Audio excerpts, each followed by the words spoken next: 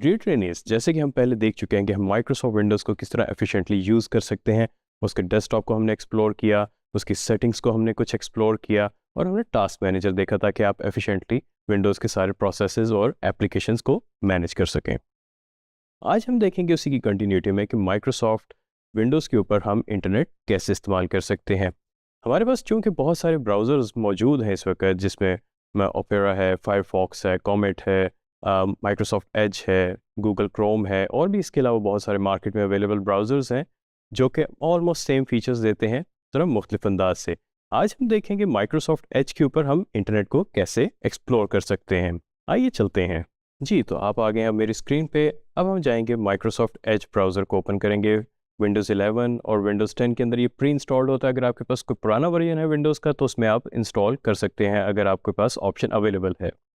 आगे चलते हैं। अगर हम देखें तो लेआउट बहुत ही सिंपल होती है वेब ब्राउज़र की, जिसके अंदर आपके सामने सबसे ऊपर टैब्स होती हैं जो कि आप मल्टीपल टैब्स ओपन कर सकते हैं। उसके नीचे अगर आप देखें तो आपके पास सर्च और एड्रेस बार होगी जहाँ पे आप सर्च भी कर सकते हैं और कोई वेबसाइट का एड्रेस भी एंटर कर सकते हैं। उसके साथ आपके साथ होगा रिफ्रेश का बटन और बैक जाने का बटन, ये भी हम आगे देखते जाएंगे। उसके अलावा आपने अगर ब्राउज़र के अंदर एक्सटेंशंस कोई ऐड की हुई हैं जिनसे आपकी ब्राउज़र एनहांस होती है तो आप यहाँ से एक्सप्लोर उनको कर सकते हैं। मज़ीद आगे जाएँ तो आप देखेंगे यहाँ पे एक तस्वीर बनी हुई है और पर्सनल लिखा आ रहा है। इसका मतलब है कि ये मेरा पर्सनल प्रोफाइल है और इसको मैं चाहे ऑन विल चेंज कर सकता हूँ। पर्सनल का मतलब है कि मेरे पर्सनल वर्क और प्रोफेशनल वर्क को अलग करने के लिए स्पेसेस हैं। ये वर्चुअल स्पेसेस होती हैं जिनका फ़ायदा आपको प्रोफेशनली काम को अलग और पर्सनल काम को अलग रखने में फ़ायदा देता है। उसके आगे हम जाएँ तो हमें नज़र आएगा कि हमारे पास सेटिंग्स मौजूद हैं जिसके अंदर हमारे पूरे ब्राउज़र का कंट्रोल है, जिसके अंदर हमारे पास groups, tab, history, favourites, in split screen और भी बहुत सारे फीचर्स मौजूद हैं जो कि हम यूज़ कर सकते हैं। उसके अगर आगे हम देखेंगे तो हमारे पास को पायलट का एक बटन होगा। ये हो सकता है को पायलट सबके पास अवेलेबल ना हो, लेकिन फ़िलहाल इसको ये माइक्रोसॉफ्ट की तरफ से एआई इंजन है जो कि आपको ब्राउजिंग में बहुत ज़्यादा सपोर्ट करता है, तो इसको भी हम देख लेंगे। सबसे पहले हम आते हैं सर्च या एड्रेस बार पे। सर्च बार में अगर मैं पाकिस्तान लिखता हूँ सर्च के तौर पे, तो अब हमारे पास बहुत सारी पेजेस आएंगे, लिंक्स आएंगे जिसके अंदर हमारे ऊपर सबसे पहले विकिपीडिया का जिक्र है कि पाकिस्तान के बारे में जो विकिपीडिया पे पेज बना हुआ है उसका लिंक आ गया है। उसमें हिस्टोरिकल, स्पोर्ट्स और डिफरेंट इवेंट्स मौजूद हैं। उसके अलावा कुछ न्यूज़ आ गए हैं, इंसाइक्लोपीडिया से डिटेल्स आ गई हैं, गवर्नमेंट ऑफ पाकिस्तान की भी वेबसाइट आ गई है और भी बहुत कुछ आ रहा है। इसी तरह जब आप सर्च करते हैं तो आपके पास बहुत सारे रिजल्ट्स आते हैं और उनमें से कौन सा ऑप्टिमाइज रिजल्ट आपने सर्च करना है या कौन सी आपको सही चीज़ चाहिए वो भी हम ज़रूर देखेंगे। मज़ीद आगे चलते हैं, हम इसी सर्च बार को वेबसाइट ओपन करने के लिए इस्तेमाल करते हैं। यहाँ पे मैंने क्लिक किया, मैं डिजिस्किल्स की ही वेबसाइट ओपन कर लेता हूँ क्योंकि मैंने ऑलरेडी ओपन की हुई थी, तो इसलिए मेरे पास वो हिस्ट्री में रिज़ल्ट आ रहा है। यहाँ पे मैंने digiskills.pk की वेबसाइट की और एंटर प्रेस किया और अब आप देखेंगे मेरे पास डिजिस्किल्स की वेबसाइट ओपन हो गई है। ये तो हो गया हमारे पास वेबसाइट ओपन करने का तरीका, लेकिन क्या हमें ज़रूरत पड़ती है कि हम मल्टीपल वेबसाइट्स की ओपन करें, हमें एक्सेस करना पड़ता है? हाँ, बिल्कुल करना पड़ता है। मिसाल के तौर पे अगर मैं डिजिस्किल्स की वेबसाइट पे रजिस्टर होता हूँ तो मुझे अब ज़ाहिर है एक ईमेल आएगी। अब ईमेल खोलने के लिए मुझे एक और टैब ओपन करनी पड़ेगी, तो उसके लिए मैं क्या करूँगा, यहाँ पे न्यू टैब पे या कंट्रोल टी दबा के मैं न्यू टैब ओपन करूँगा और इसमें चाहे मैं अपना कोई सा भी ईमेल एड्रेस ओपन कर सकता हूँ। फॉर इंस्टेंस मैं यहाँ पे लिख देता हूँ mail.yahoo.com। ये आप देखेंगे कि मेरे पास एक वेबसाइट ओपन होगी जहाँ पे मैं अपनी ईमेल चेक कर सकता हूँ। इसमें साइन इन हम नहीं करेंगे। आइए हम मज़ीद एक वेबसाइट ओपन करते हैं जो कि मेरी एक बहुत फेवरेट वेबसाइट है और मैं इसको बहुत फ्रीक्वेंटली यूज़ करता हूँ, learn.microsoft.com। यहाँ पे माइक्रोसॉफ्ट की जितनी भी नई टेक्नोलॉजीज़ आती हैं उनका लर्निंग मटीरियल होता है जो कि मुझे सीखने में बहुत ज़्यादा मदद करता है। आप भी एक्सप्लोर कीजिए, फ़ायदा होगा। ये वेबसाइट मैंने ओपन कर ली है क्योंकि अब ये वेबसाइट मैं फ्रीक्वेंटली यूज़ करता हूँ, तकरीबन रोज़ ही खोलनी पड़ती है, तो बार बार मुझे एड्रेस लिखने में बड़ी दिक्कत होती है। तो इसके लिए एक फ़ीचर हमारे पास होता है फेवरेट्स का, जो कि हमने यूज़ करना है। आप ये देख रहे होंगे मेरे पास सर्च बार में एक स्टार का बटन है। स्टार के बटन को अगर मैं प्रेस करता हूँ तो मुझे कहेगा फेवरेट्स एडेड और जो वेबसाइट का नाम आ रहा है टाइटल, उसका लिखा होगा टाइटल और इसको मैं थोड़ा सा अपडेट कर देता हूँ, सिर्फ माइक्रोसॉफ्ट लर्न लिख देता हूँ और अब मुझसे वो पूछ रहे डेस्टिनेशन, मैंने इसको कहाँ पे बुकमार्क को सेव करना है। कुछ मेरे पास यहाँ पे लोकेशंस आ रही हैं जो कि मैंने ऑलरेडी सेट की हुई हैं। मैं इसको फ़िलहाल फेवरेट बार में सेव कर दूँगा।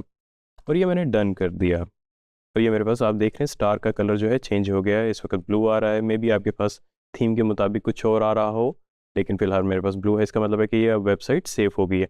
और मैं ऑन व्हील जब मैं चाहूँ, मैं सिर्फ एक क्लिक के ऊपर इस वेबसाइट को दोबारा ओपन कर सकता हूँ। आइए देखते हैं कैसे होता है। अब ये देख रहे होंगे प्रोफाइल के साथ एक फेवरेट्स की जो है बटन बना हुआ है। इस पर मैं क्लिक करूँगा तो मेरे पास सारी जो वेबसाइट्स मेरी अब तक फेवरेट्स बनी हुई हैं उन सब की लिस्ट आ रही होगी। काफ़ी तवील लिस्ट है। और आप सबसे नीचे देखेंगे तो मेरे पास माइक्रोसॉफ्ट लर्न जो कि मैंने अभी डाली है, इसकी लिंक आ रहा है। और इस पर मैं जब क्लिक करूँगा तो आप देख सकते हैं कि वो वेबसाइट फौरी तौर पे खुल जाएगी। एक हम नई टैब पे भी ट्राई कर लेते हैं। कि मैंने एक न्यू टैब ओपन की और सबसे नीचे मैंने स्क्रॉल किया और मैंने माइक्रोसॉफ्ट लर्न पे क्लिक किया और ये वेबसाइट खुल गई। अब आपने देखा कि मुझे एड्रेस डालने की ज़रूरत ही नहीं पड़ी, इससे मेरा टाइम सेव हो गया। मज़ीद हम चेक करते हैं, अगर हम इसमें अपनी एड्रेस बार भी एक हमारे पास ऑप्शन होती है, अगर हम वो दिखाना चाहें तो बहुत ही सिंपल है। स्टार पे क्लिक करें, एलिप्सिस पे क्लिक करें और उसके बाद यहाँ पे आपके पास ऑप्शन आ गई show favourite bar, always, never, only on new tabs. इसको मैं कर देता हूँ ऑलवेज। अगर अब आप देखेंगे तो मेरे पास एक एड्रेस बार आ गई है, फेवरेट्स बार आ गई है, जिसके अंदर सारे मेरे फेवरेट्स सेव होंगे जो कि मैंने टाइम टू टाइम सेव किए हैं। और अगर मैं चाहूँ इसको मैं हाइड भी कर सकता हूँ और ये हाइड हो गई। ये तो हमने देख लिया कि हम टैब्स को कैसे एफिशिएंटली यूज़ कर सकते हैं और साथ ही हम फेवरेट्स को कैसे अपना ऐड कर सकते हैं। आगे मज़ीद चलते हैं। जो कि बहुत ज़रूरी चीज़ है वो है सेफ ब्राउजिंग। अगर हम सेफ ब्राउजिंग की बात करते हैं तो हमें मेक श्योर करना चाहिए कि जो हम इंटरनेट इस्तेमाल कर रहे हैं वही बात पब्लिक ना हो। और अगर आपका पर्सनल प्राइवेट इंटरनेट यूज़ कर रहे हैं तो मेक श्योर करें कि उसमें जो है आपकी वेबसाइट से पहले HTTPS ज़रूर हो, क्योंकि ये सिक्योर वेबसाइट्स होती हैं। अगर HTTP खाली लिखा हुआ आ रहा है तो इसका मतलब है कि इशू है, कोई आपकी वो मेलवेयर आ सकता है उस वेबसाइट से। तो जैसे कि मैंने वेबसाइट ओपन की तो आप देख रहे होंगे यहाँ पे लिखा हुआ आ रहा है HTTPS, यानी कि एक सिक्योर वेबसाइट है। इसको मैं एक्सप्लोर करूँगा तो मुझे किसी किस्म की मेरे सिस्टम को कोई प्रॉब्लम नहीं आएगी। इसी तरह अगर हम याहू की वेबसाइट को देख लें, यहाँ पे भी HTTPS आ रहा है। और इसके अलावा हम डिजिस्किल्स को भी देख लें तो यहाँ पे भी HTTPS आ रहा है। इसका मतलब है कि तीनों वेबसाइट जो आज हमने खोल के देखी हैं ये सारी सेफ़ हैं। तो मेक श्योर कीजिए कि जब भी आप कोई वेबसाइट ओपन करें तो HTTPS उससे पहले लिखा होना चाहिए। हाँ, बाज़ औक़ात अगर HTTPS नहीं है तो आपके पास एक वार्निंग आ जाती है कि ये वेबसाइट शायद इनसिक्योर है, इसमें मॉलवेयर हो सकता है, तो इसको ना ओपन करें। अगर आप उस वार्निंग को चाहें बाईपास कर सकते हैं, लेकिन फ़िलहाल ना कीजिए तो ज़्यादा बेहतर है। अगर आप देखना चाहें कि आपने कौन कौन सी वेबसाइट्स ओपन कर ली हैं तो इसके लिए एक बहुत ही आसान तरीका है। आप ब्राउज़र की यहाँ पे मेन्यू पे क्लिक करें और यहाँ पे इसके बाद हिस्ट्री पे क्लिक करें या Ctrl+H दबा दें तो आप देखेंगे आपके पास एक बहुत तवील लिस्ट आ जाएगी। ये वो सारी वेबसाइट्स होंगी जो कि आपने मुख्तलिफ औकात पे ओपन की हैं और उनको आप चाहें तो वन क्लिक के ऊपर दोबारा से एक्सेस कर सकते हैं। और आपको जैसे कि इल्म होगा थोड़ा बहुत कि हम ब्राउज़र की जिस तरह हम यूज़ करना शुरू करते हैं तो वो आपके मेमोरी के अंदर तस्वीरें, ऑडियो, वीडियोस, कुछ भी जो भी आप ब्राउज़ कर रहे होते हैं वो सेव करना शुरू कर देता है। उससे क्या होता है कि आपके ब्राउज़र की परफॉर्मेंस जो है ख़राब होना शुरू हो जाती है। ये तो हमने देख लिया हिस्ट्री का।